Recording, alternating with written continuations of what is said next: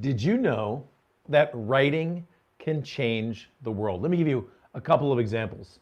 1776, there was a short piece of parchment written called the Declaration of Independence, written by a few men and sent to a king, started a revolution that changed the world. Just, excuse me, a few years after, there was another longer document, but not that long, written called the Constitution. Some call that a 2,000-year leap forward in the freedoms of the world. But you could also have documents on the other side. For example, Hitler wrote Mein Kampf while he was in jail following an insurrection attempt. It was the exposition of his view on the world, including the idea of creating a master Aryan race. I mean, the Communist Manifesto was written by Karl Marx. In other words, you could use the written word to change the world if you want to in either direction. Think of a couple other examples.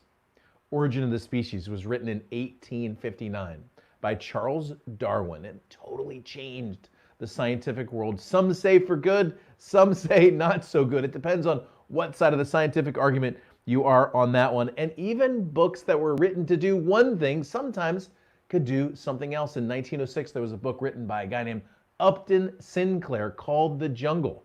That book was designed to espouse his socialist communist theories on the world, but what it ended up doing is completely revolutionizing and reinventing the meat packing industry. So you never know what's going to happen with the books you write. The premise is that what you write can change the world. And on today's show, we're going to talk about how to write so that people read. Ed Talks Live is next.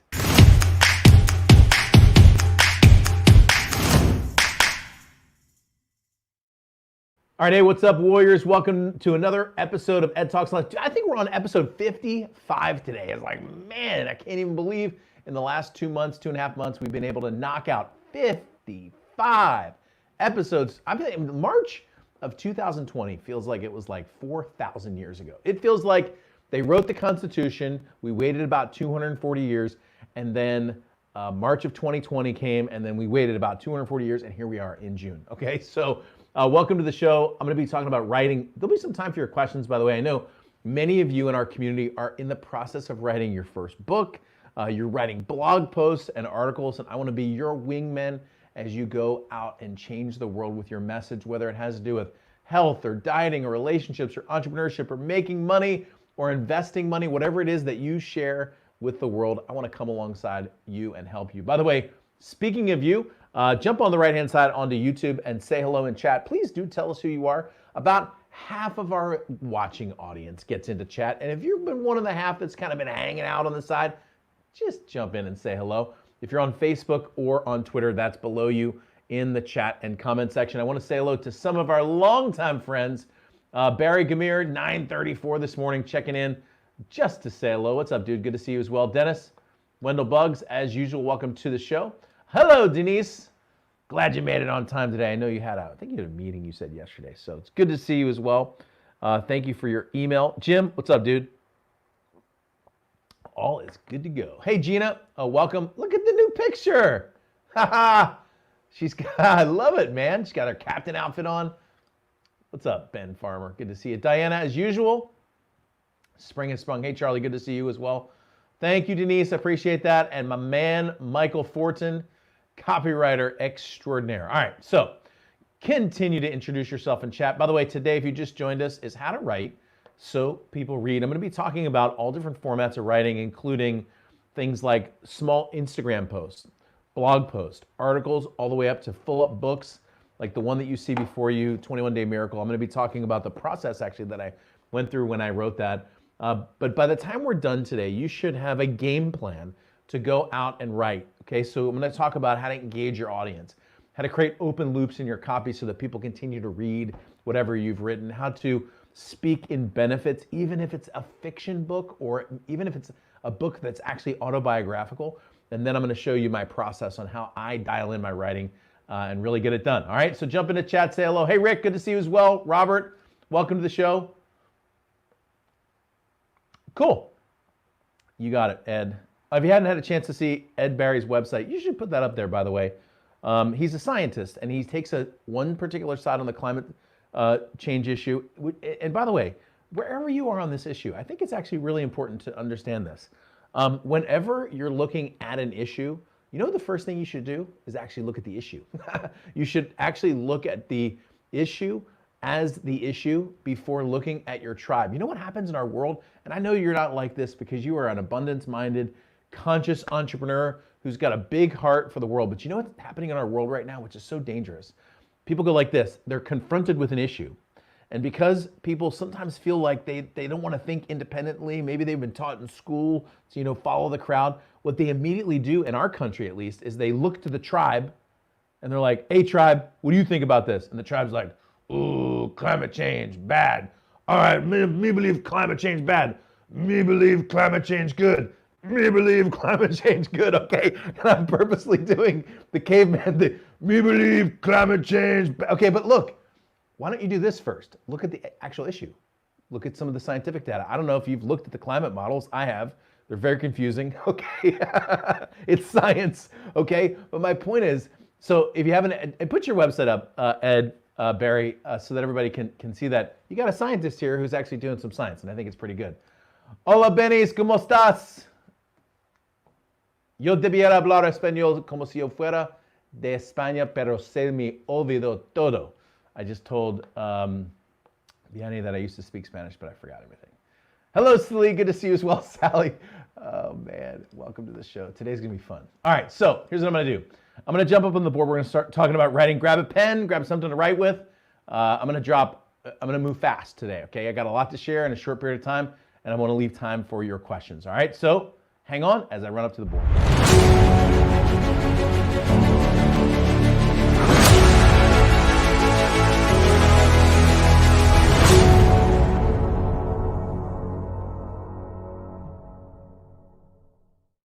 So if you just joined us, my name's Ed Rush. We're on a show called How to Write So People Read. Today we're going to talk, I got to change my camera.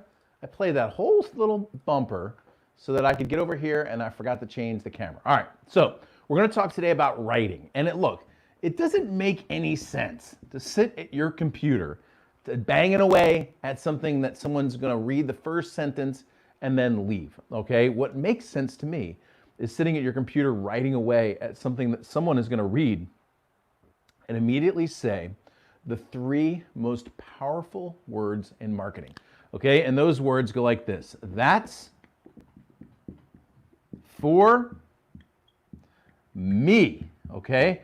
3 most powerful, 4 if you use the conjunction, okay? That's for me. And the writing that I'm going to teach you how to do is designed to get this reaction. Now, ideally, let's say we're talking about books, all right? Ideally, that reaction comes on the very first page of your book. In fact, ideally, the reaction comes even before they open your book, maybe when they look at the cover or the promise that's on the front of your cover, okay? But the reaction that you're looking for from your audience is a reaction that says, that's for me. Now, how do you do that? I'm going to talk about different formats, and then what I'm going to do is I'm going to go online and I'm going to show you some examples of some great books and some great articles and some great posts, okay? And some of those are mine, so I'm biased, but that doesn't mean that I'm not right. So step number 1, when you're starting or thinking about writing, step number 1 is to consider first your audience, okay? Now, the reason that I say this is because I have a lot of authors that come to me for help, and I've helped, man, at last count, it's well over 1,100, helped over 1,100 people publish their book and become best-selling or #1 best-selling authors. Some of you are here on chat right now, okay? So needless to say, I know what I'm doing when it comes to the publishing world and the author world. But when I ask authors, I'll go, so tell me a little bit about your book. What do you want to share? And people will go, well, listen, I want to share my story about how I grew up poor, but then I made a lot of money and my success. And I said, that's a great story, but that's not what I was asking you, okay? I didn't want to know necessarily about what you have to share. What I want to know is, how does this connect with your audience? Your story of growing up poor, but then becoming successful. Like, for example, that book that you probably read or the movie, The Pursuit of Happiness, is that story. But you see, that story isn't about the protagonist in that story. That story is about you And every great story the audience will connect with because the book essentially is about the audience. And by the way, this is true for fiction, also for nonfiction. I mean, think about this for a second. When you read the Lord of the Rings series, I don't know if you, hopefully you read that, all 3 books, Fellowship of the Ring, The Two Towers, The Return of the King. When you watched those movies, when you saw that story, you were invited into that story to connect in a certain way with someone in that story. So for example, you may have connected with like Frodo. That was you. You were just the person that just grew up normal, and all of a sudden you feel like you're thrust into this amazing story that you don't even know when you're going to get the next second breakfast, right? Or maybe you connect with what's the Aragon, the king, right? Maybe you connect with Strider. Let's call him by his first name. Maybe you connect with him because you feel like, gosh, man, I've been hiding all this time, but man, God has just called me into royalty. He wants me to lead, and maybe you connect with Sam Wise. You're always sort of the sidekick, the guy that's like sort of always there while the hero's going. Well, that story invites you to come into your story. That story is, in fact, your story. And so step number 1 when you're writing a book is to consider your audience. Now, when you're considering your audience, remember what Joseph Campbell said. Joseph Campbell wrote a book called The Hero's Journey. If you're familiar with the work that Michael Haig and I have done together in discussing story related mostly to speakers, he'll reference Joseph Campbell's Hero's Journey. Inside of the Hero's Journey, you have essentially, starting out with the story, you have a hero. And inside of the story, you have to remember that the person that you're communicating with is the hero, okay? And you, in the story that you're telling, are the guide. You're the person who comes alongside that person so that they can accomplish their mission. Look, it's not about you. It's about them. And throughout the process, you may be telling stories about yourself, but fundamentally, the stories that you tell are stories where you're the guide to the person who wants to be the hero in their own story. Because remember, no one wakes up at 5 o'clock in the morning wanting to be the hero in someone else's story, okay? And so fundamentally, whether it's fiction or nonfiction, but today I'm going to be talking mostly about nonfiction, the goal and the role of an author is to connect your story to the listener's story so that they're the hero in their own story. Now, of course, what does a great story entail? Conflict? A great story includes an enemy. Interesting note, when they wrote, when the brothers that wrote the movie The Matrix, when they first wrote the movie The Matrix, they actually tried to create the story without an enemy. They actually tried to create it based on more of what at that time was a Hindu worldview. And what they realized when they started writing the story is it didn't work. You can't write a story like without the agents, without the bad the computer system that's ruling the minds of people. It didn't actually work. And so to create a great story, actually an enemy comes into play here, right? So think about this. If you're speaking to business owners or entrepreneurs, what's an enemy for them? Well, people who waste your time, the difficulty in finding team members, the struggle at getting their message out into the market, the malaise of people not paying attention to them, government, the red tape, the taxation system. I mean, like all of the obstacles for you to be a business owner, the fact that you have to spend all that time every year going through accounting and taxes and stuff like that, that you are getting overcharged on. I'll just say it that way. Okay, so this is an enemy that you might bring into your story. Okay, and the last thing, when you're considering your audience, and by the way, this is like step number 1. You don't start writing, you don't start outlining, you don't start anything until you sit down and start to think about your audience. The last but the most important thing are 2 questions. And you've heard me ask these questions before, by the way. Question number 1 is, what is it that they really want? What is the market truly, desperately? What do they really want? Do they want some sort of break from their normal day? Do they want some relief in the difficulty of life? Do they want to finally feel some hope?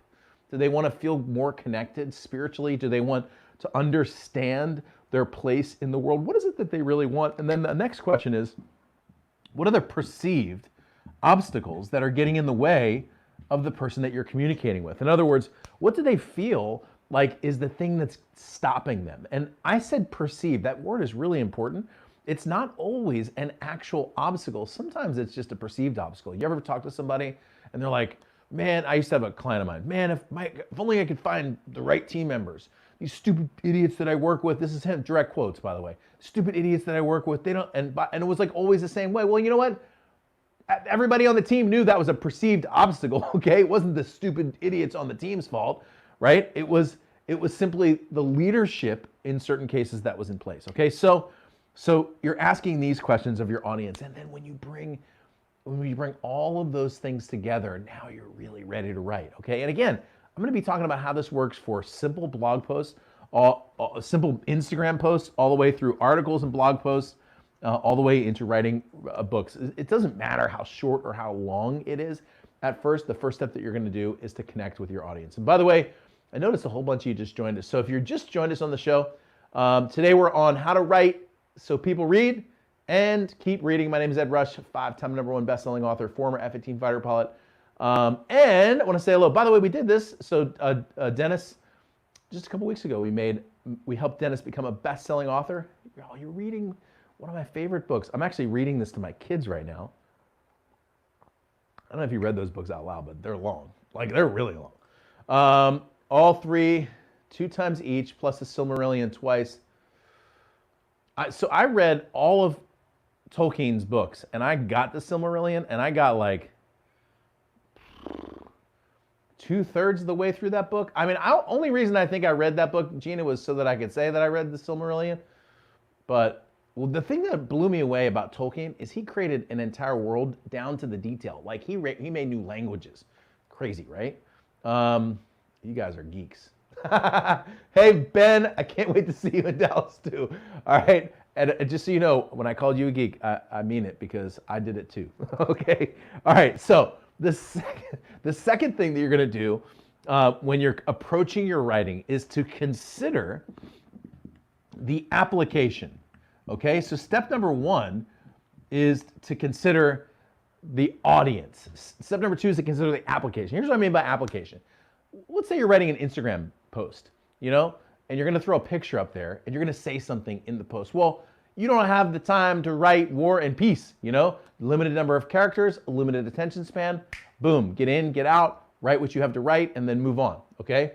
Gina says, I like being a geek. That's really funny. Me too. All right. So, but if you're writing an article, maybe you want people to move a little bit deeper into the article so that they can understand the way that you're viewing the world and take action a certain way. Or if you're writing a book, right, in the application of a book, you're actually going to have to pull people in, grab their attention several times during the book, and probably about 20, 25 times during the book. So the way in which you're writing actually affects the way that you prepare. But whatever happens, remember what I said, the first thing is you're considering the audience, engaging in the story of them being a hero, moving into application, okay? And then finally, the last thing that you're going to bring into this as number 3 is to consider the action. Okay, what is the actual action that you want someone to take when they read your writing? So, for example, if you're writing an Instagram post, maybe you just want someone to be inspired, walk away feeling a little bit better about life. Maybe you want them to just click like, maybe you want them to click the share button and send something out to their friends so that you can grow your social media following, okay? Let's take an article, for example. Maybe at the end of an article, you want someone to go to a website and opt in to get a free download of your book, or maybe to come to your homepage so that they can learn more about you. Or maybe you're writing an article on LinkedIn that's designed to target meeting planners so that the meeting planner will read your article and go, wow, this guy, man, he really knows how to connect with his audience. Or wow, this woman, man, she just really understands this particular topic. And then maybe that meeting planner will reach out to hire you later on. Or maybe you're writing a book and you want someone to read the book. And I mean that when I say that. Sometimes you write books that you just want people to read. I've told you the story before, but I had a mastermind group. Some of the most powerful people in the marketing world. John Assaraf, who was on The Secret, a New York Times bestselling author. Brian Tracy's marketing group was there. I had Mike Koenigs, who I worked with, some of you know, for a really long time. Dude who has, I think, 11 7-figure launches under his belt. I helped him with 3 or 4 of those. Let's see, Darren Hardy was in that group, who was the publisher of Success Magazine. So at the time, I had written a book. It's under a new title, or under a new brand. This is the new one, but the old one looked a little bit different. I was writing this book called Warrior. And this is actually a Christian book. It's about how to fight for your faith and family and finances and freedom. The actual title of the book is called Warrior: Understanding the Furious Love of the God Who Fights for You. And when I wrote this book, I had one goal in mind. I wanted people to read it, and then I wanted people to implement it, period. I didn't need to do events. I didn't need to build a list. It was not, I wanted people to read the message, okay? So I went into my mastermind group, and I sat down with my mastermind members, and they're like, I said, hey, I'm writing this new book. It's really predominantly for the Christian audience or the faith-based audience. And they said, so what's your back end?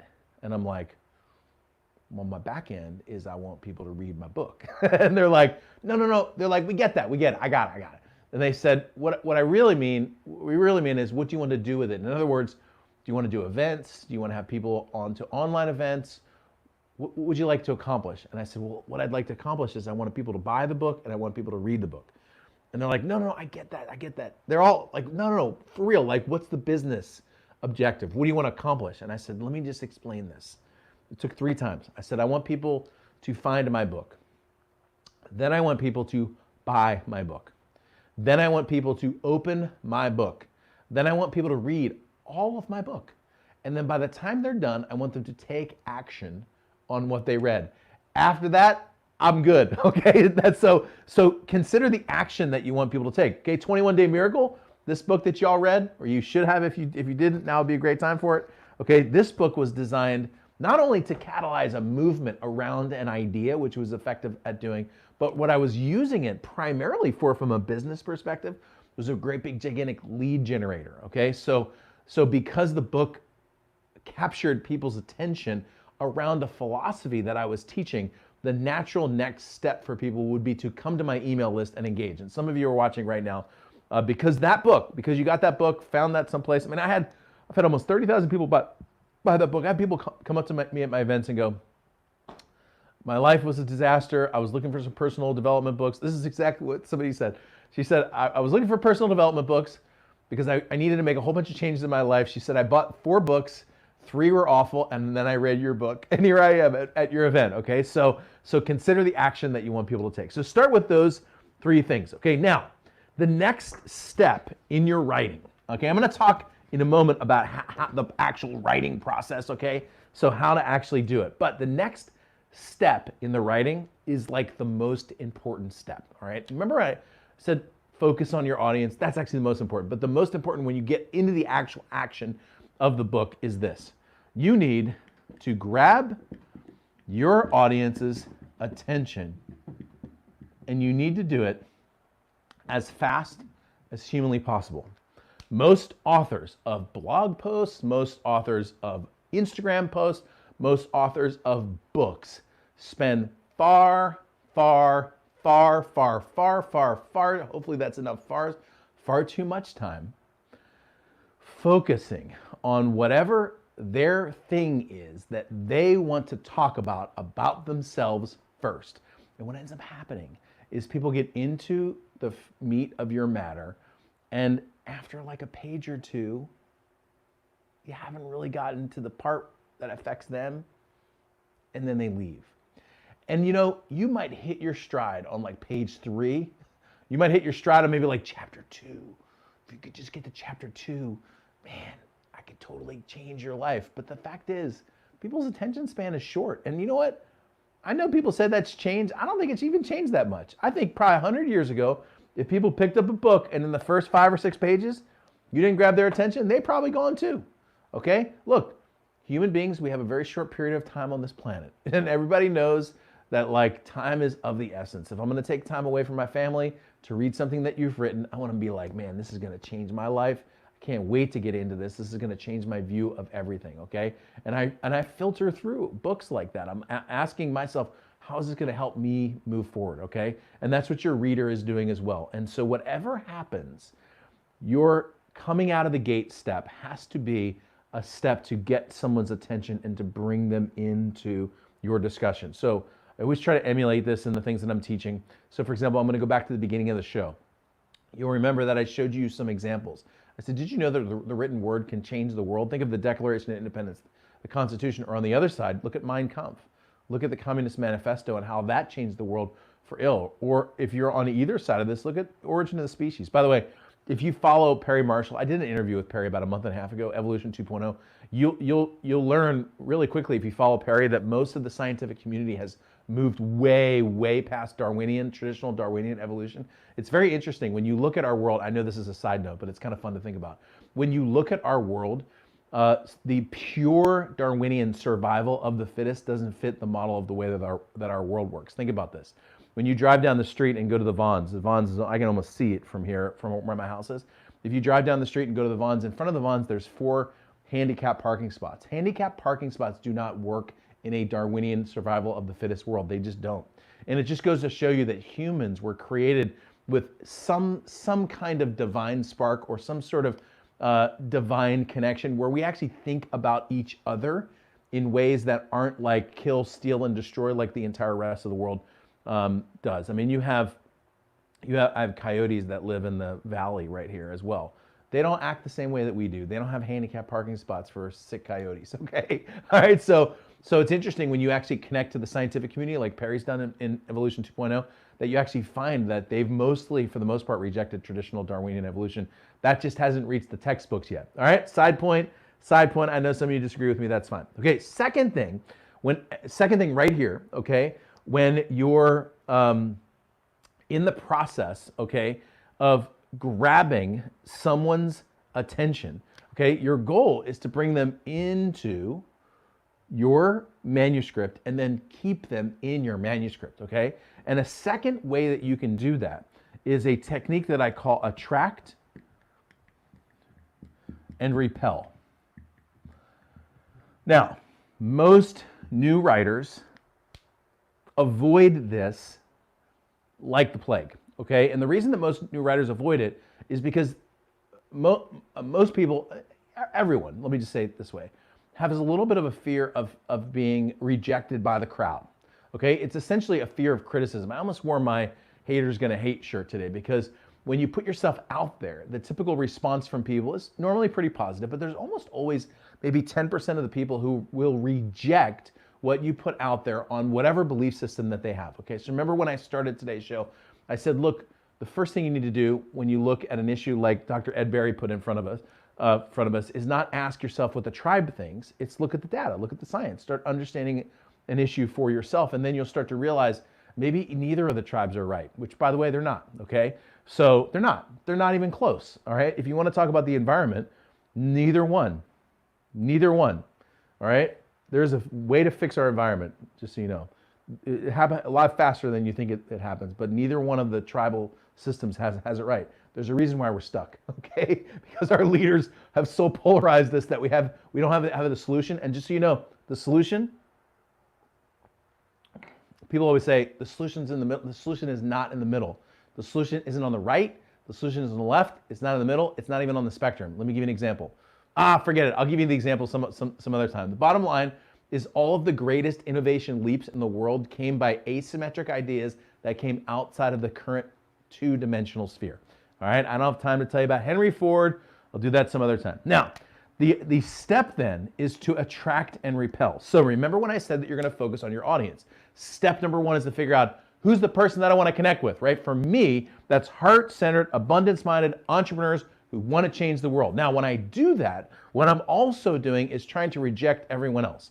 If I got somebody who's got like a heart of iron and wants to just stop, that's not for me, okay? They're not for me. And so what I will often do is I will say things and I will do things that are naturally designed to attract the right person to me and repel the wrong person.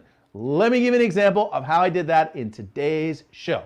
I said, listen, if you listen to Perry Marshall, you'll see that most of the scientific community has actually rejected traditional Darwinian evolution. Then I gave you an example, which is handicapped parking spots, and I gave you another example, which is the coyotes that are in my valley. Now, I will tell you that about 90% of the people that listen to what I just said will be like, hey, that's kind of interesting, right? Handicapped spots. Well, that's good to know.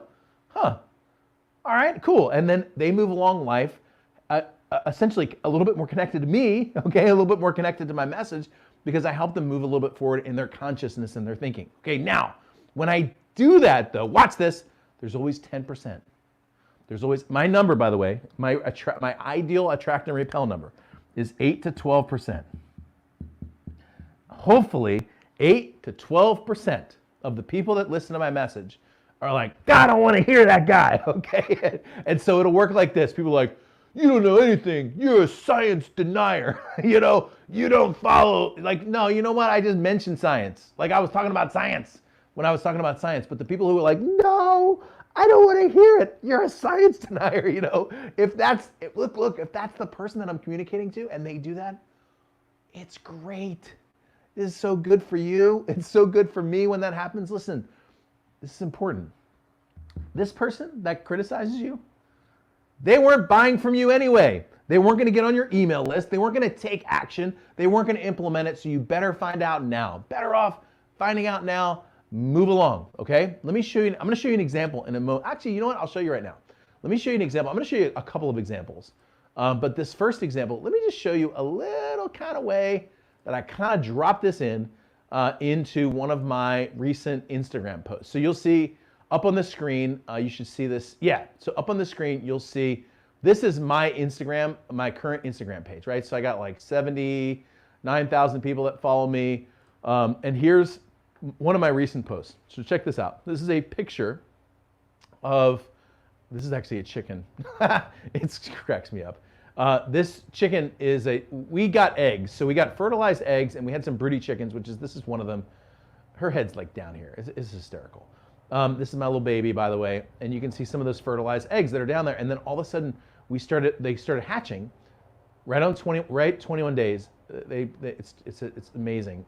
Literally exactly 21 days from when they're laid, they hatch. And there's some little chicks that are down here. So I said, so my post, I said, new life at the Rush Farm. Baby chicks arrived 2 days ago. There's something amazing about seeing an animal emerge from a shell. Breathtaking, really. Check it out. Thank you, Lord. Your genetic coding is awe-inspiring, okay? So I'm gonna pause there for a second. Did you catch that? This is a little bit, tiny little bit. This is a tiny little bit of attract and repel. Thank you, Lord. No, I'll just tell you, there's a certain percentage of people that the moment I say that are like, I'm out. And that's fine. That's fine. That's their prerogative to move along. And then I said something else. I said, your genetic coding is awe-inspiring, which I believe, by the way. I believe we have a ridiculously amazing computer code that God wrote on top of all of us that's actively working inside of us, literally in the same moment that I'm speaking right now. But there's other people who are like, no, it's all random, and then they're out, and that's fine. Now, those people are welcome in this community, by the way. Those people are welcome at my events. You all see me do this when I do at my events, or we did this online where I had a hearing from God session. I do that at day 3, like a big pivot. I'm going to be doing that on day 3. And when we do that on day 3, there will be people in that room, who, I'm not kidding you, who are atheists who will hear from God. I know that sounds crazy, but it happens all the time, okay? Just what happens when you open up yourself to the possibility that something exists that you didn't think that exists. But in the process of doing that, there are some people who are like, I don't want anything to do with that. And I'll tell you, this is so crazy. I actually had people who came to me 2 or 3 years later who said to me, Ed, I came to your event, you started talking about the military, and then you started talking about God, and I said, I don't want to have anything to do with that guy, and I left, and I shut you out of my mind, and 3 years later, I realized I was wrong, and here I am.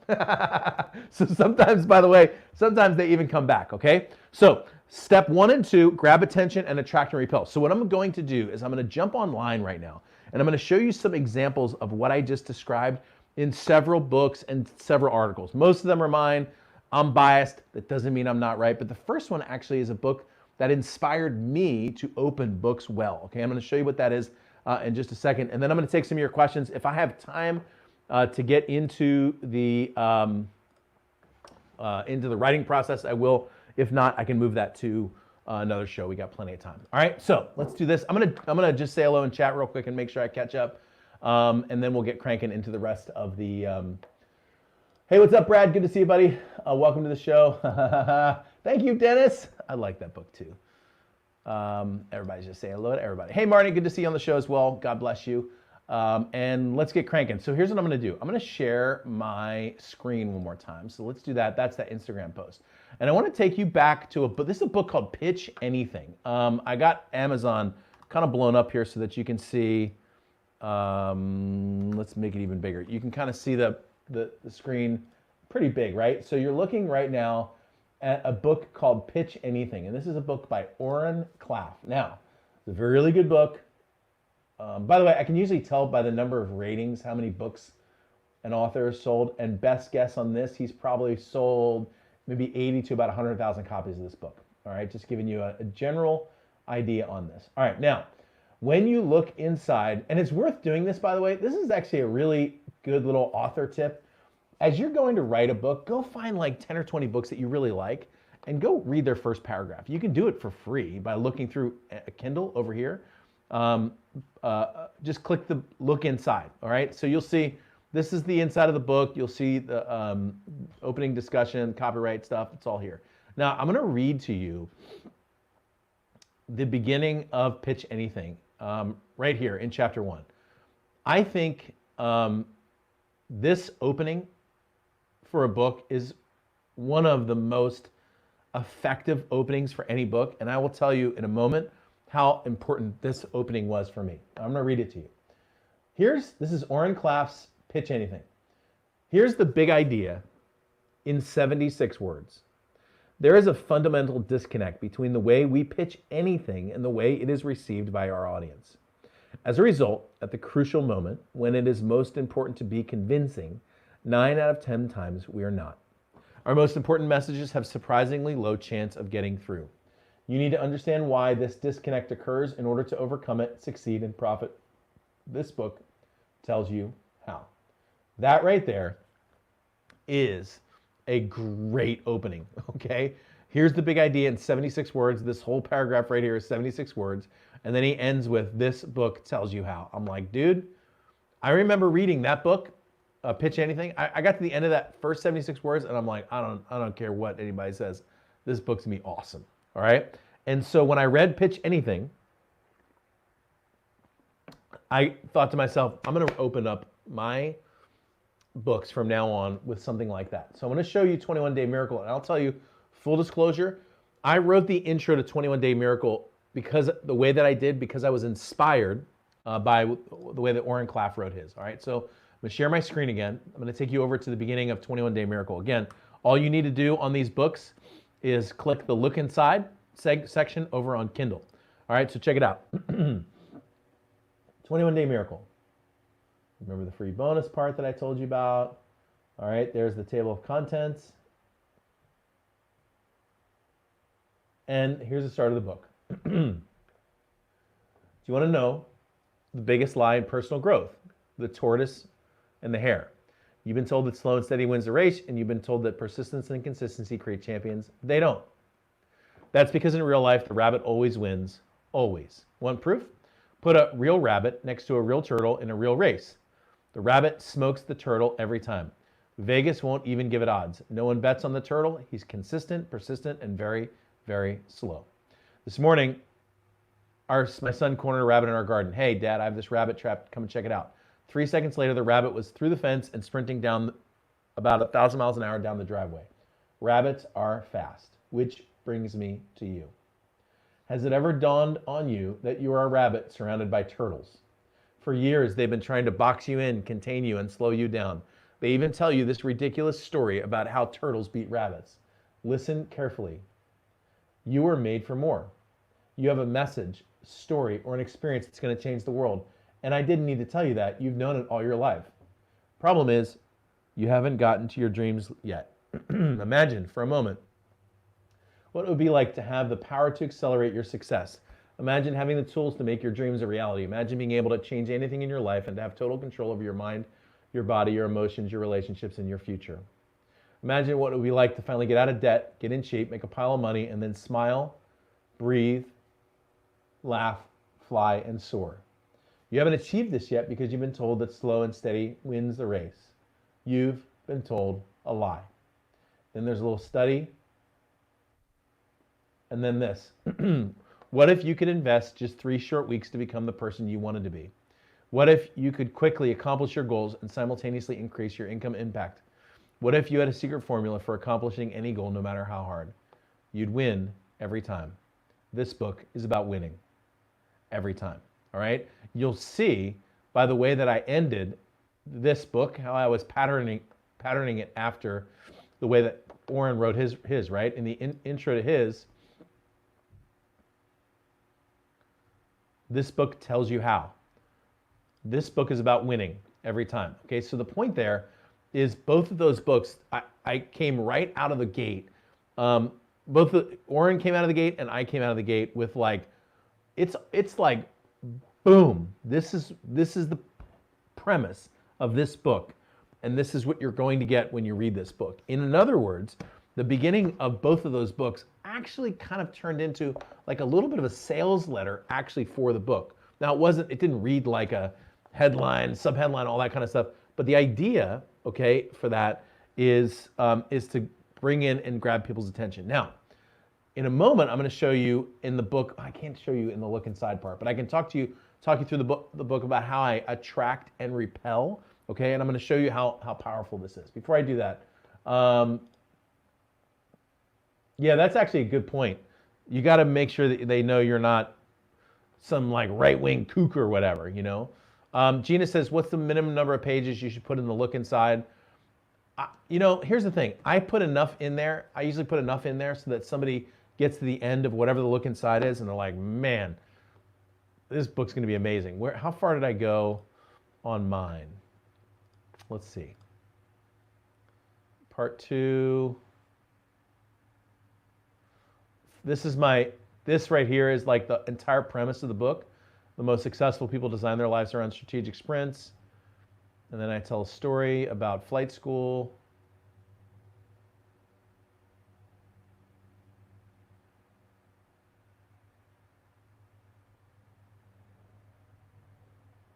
And I think it ends right about here. Oh, you know what I think I did? Yeah, I ended it in the middle of a of a story. I was trying to remember how I actually did this. I ended this thing right in the middle of a story. So Gina, here's the thing. I don't have like a code for you other than to just say put enough in there so that people get like, wow, this is really good. And then if you can drop them off on a little bit of a cliffhanger in the middle of the look inside. I mean, at the very least, somebody's going to spend 99 cents to like finish the story that you just brought them through. Okay? A couple other examples, and then I'll open it up for your questions today. So here's a blog post. So remember what I said, you're going to consider your audience, then you're going to consider your the platform that you're, I don't remember the actual A word that I use, application, the platform that you're going to use. So this is a blog post. This is just an online article, okay? And this is actually my weekly flight briefing. So you'll get these emails. You'll get the one for this week tomorrow. And so here's how I start it. This is how the email starts too. This week's flight brief is about one thing: focus. Today you're going to learn how to get more out of each day so you can conquer every obstacle and then change the world. Here we go. What am I focusing on? 5 simple letters turned into one powerful word: focus. You can accomplish more in 1 hour of 100% focus than 1 day of scattered attention. Sad to say, most entrepreneurs spend their entire life in a desperate attempt to distract themselves, but not you. Now, here's what I want you to notice. This actually, excuse me, this flight brief is actually kind of about like what I'm up to. That's the theme of the flight brief. But look at this. This whole section is about you, how you can get more out of each day, how you can conquer every obstacle, and how you can change the world. Okay, and then we're like, oh, okay, great. We're going to talk about Ed now. What I'm focusing on. 5 simple letters made into one powerful word. Ready? Check it out. You can accomplish more. I literally got one sentence into talking about me, and I transitioned to you, okay?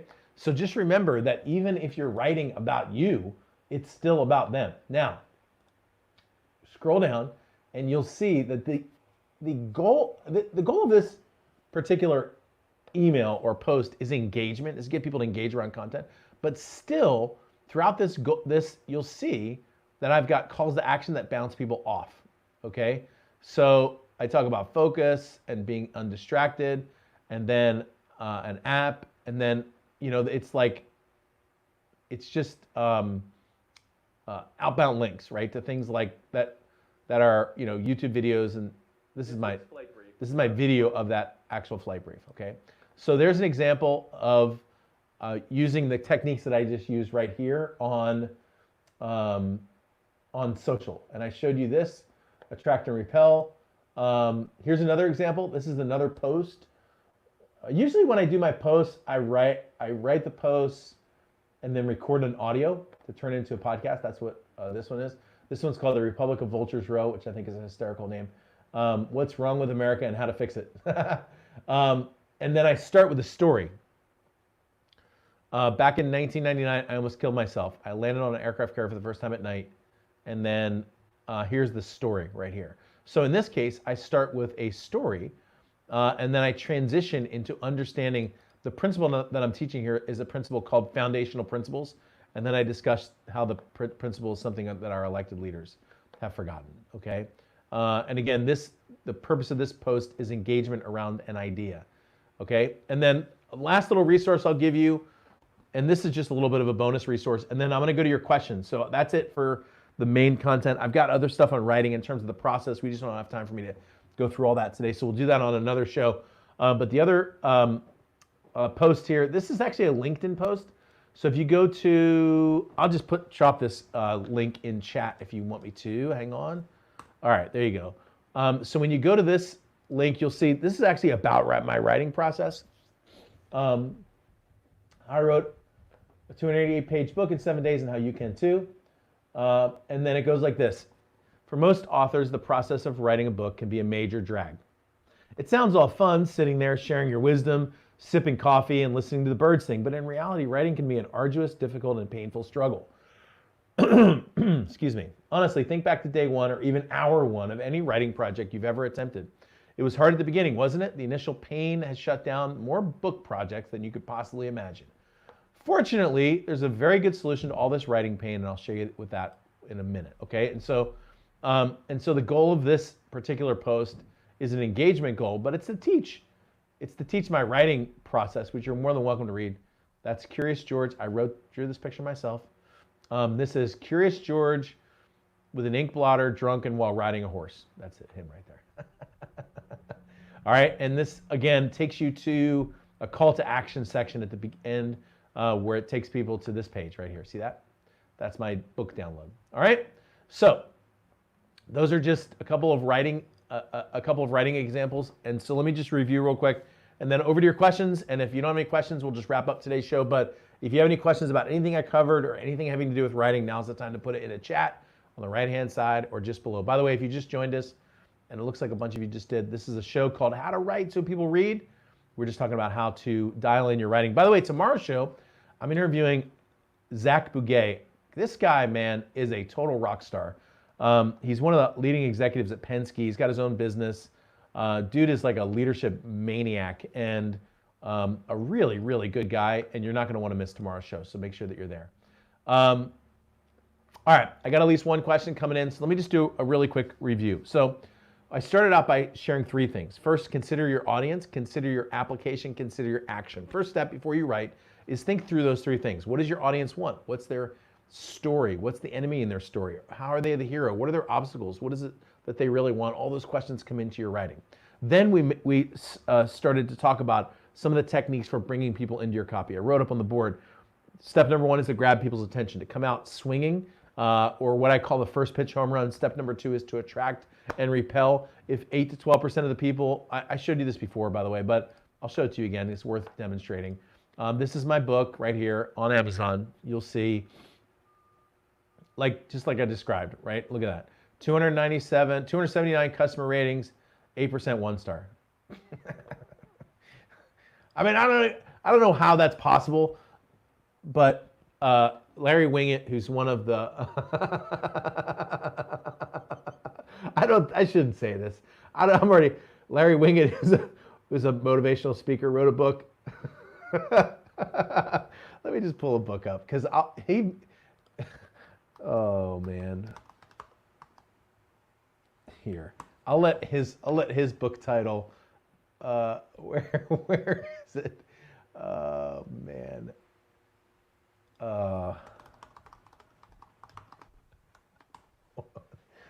Here we go. I just let his book cover speak for itself. Larry Wiggett wrote a book called, this is the title.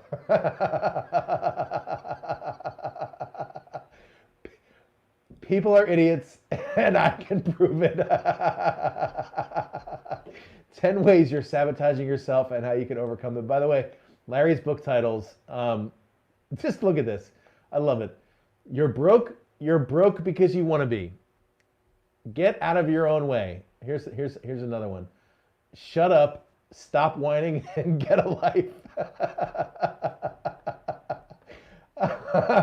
Oh man, it is another book called Grow a Pair: How to Stop Being a Victim and Take Back Your Life.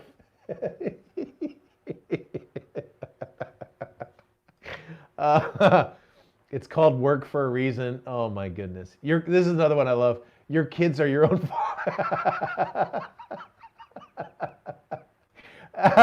So you want to talk about attracting and repelling. Oh my goodness. I don't know why I think that's so funny. It's basically because he says everything you and I have always been wanting to say, but we couldn't. Oh, your kids are your own fault. Oh my goodness. I'm going to answer your questions now, and then we're going to wrap it up. Oh man. I should have done that in the beginning. So thanks, Dennis and Marcus. Good to go. Very good. It's so funny, man. Such a funny guy. I just feel like it would be fun someday to just create a pseudonym and write a bunch of books like that. Yeah, he does it from the stage. There's actually a video of him giving a presentation in front of NSA, National Speakers Association, and I think this presentation title is Slaughtering Sacred Cows, and he just destroys. I mean, he just destroys the speakers. I thought it was hysterical. It's like, y'all teaching stuff that you've never done before. I'm like, yeah, you're right about that. All right. All right, 2 questions. Denise says, is it ever worth having a publishing company, or should we just go to Kindle and Amazon? So, Denise, the first step, I think, for every entrepreneur is to start with Kindle. Even somebody like me, so I've got 160-some thousand on Facebook, almost 80,000 on Instagram, very big email list and following there, 10,000 plus people on LinkedIn. So with my following, I could justify a publisher contract. But even in my last discussion with my book agent, or at least my book agent, we were even discussing, is it even just best for me to self-publish? Self-publish gives you 100% control over all of your content and 100% control over every aspect of your book. Not only that, you also have the aspect of timing going for you. If I was to write this book right now, it wouldn't even show up in bookstores until next January probably. So you have the issue of timing. Plus, a publishing house is going to want to see that you've built a platform, and one of the fastest ways to build a platform is through a book. Okay, so I don't have any issue going down the traditional publishing route. If you want to do that, just know that you're going to burn a lot of time doing that when you could be building your following. So that's why I love traditional publishing. I mean, every month Amazon drops money in my bank account, and every month it's 4-figure kind of money, man. Just from that, and I've well out earned whatever advance I would have got on that book. So it was a good deal for me. And that doesn't mean that I won't publish this with a traditional publisher. I've actually talked to publishers about doing a second edition of this, but right now it's my book and my control. Even little things, Denise, like this first page. You guys have heard me teach on this, but you know this first page, I've got this little bonus download thing, like that. Even like stuff like that, a publisher might have an issue with. So then you have to negotiate all those things with an actual publisher, when otherwise you could have complete control over your book. Marcus, I love the way you asked this question. He says, tips on nailing the landing, the ending, and the conclusion. So I think a couple different ways. If you were in Ultimate Speaker, if you weren't, one of the ways I love to close an article or a book is to start a loop inside that content and then close the loop later on, or finish a story. I love ending with a story. I love ending with some little bit of motivation. How did I end 21 Day Miracle? Let's see. I think it's like a super short, it's like a super short chapter. And so here's how I end the book. You probably figured this out already, but you can use here, let me see if I can. Oh, the last chapter starts by saying, congrats, you made it. Most people don't read, and most people never get to the end of what they started. Most people are hive-minded lemmings, and you apparently aren't one of those. Well done. And at the end, I just say, you probably figured this out, but you can use the 21-day miracle to do almost anything. I purposely chose 10 of the most common subjects to cover in this book. There's probably more like 1,000 to choose from in real life. Once you know what you want to change, the process is simple. State your desired result, associate a strong emotion to your desired result, create your plan, and take action. Last thing, stay connected. Thousands of people are reading this book, which means there are a lot of positive people like you out there. And then I end the book. And I did that on purpose. I just sort of ended it on, it wasn't even like a full end. It was like sort of like a wait. Did it just end? And I actually wanted, I worked with my publisher, Jim, on this. I actually wanted to end the book where people, I didn't want to wrap it all up perfectly and just be like, now we're done together. See you later. I wanted to end it like, wait, what is there? There's more? And there is kind of more, and there's more over on the membership site, and that's the reason why I did that. That's one of the reasons why it works so well. So, but yeah, that was on, like I said, that was on purpose. But remember, when I say consider your action, I didn't want people just to read the book and then not do anything. I wanted people to read the book and engage. So good. Good to go, Larry. Wing it. Dennis says you can make changes very easily on KDP. I left the period off a sentence, somebody caught it, and it was corrected back on Amazon this morning. Yeah, I mean, I'm on my 7th revision, I think, of my book right now on Amazon. Great point. Literally. All right, so we're going to wrap up today. Thanks for your time and attention. If you haven't done so, if you haven't registered for Big Pivot, that thing's closing up this week. So the discount code actually just got activated again. I've got another webinar today. Jonathan Sprinkles is actually hosting me for his list, which means I activated the discount code again. So if you sat on your butt and you're like, dang, I can't believe I missed getting $100 off, the coupon code, it's bigpivotevent.com, and the coupon code is discount, DISCOUNT. With that said, thanks for your time. I will see you tomorrow. Don't forget, tomorrow we're going to talk about leadership. And my man Zach's going to talk about some of his best leadership strategies and how you can grow your business and your team.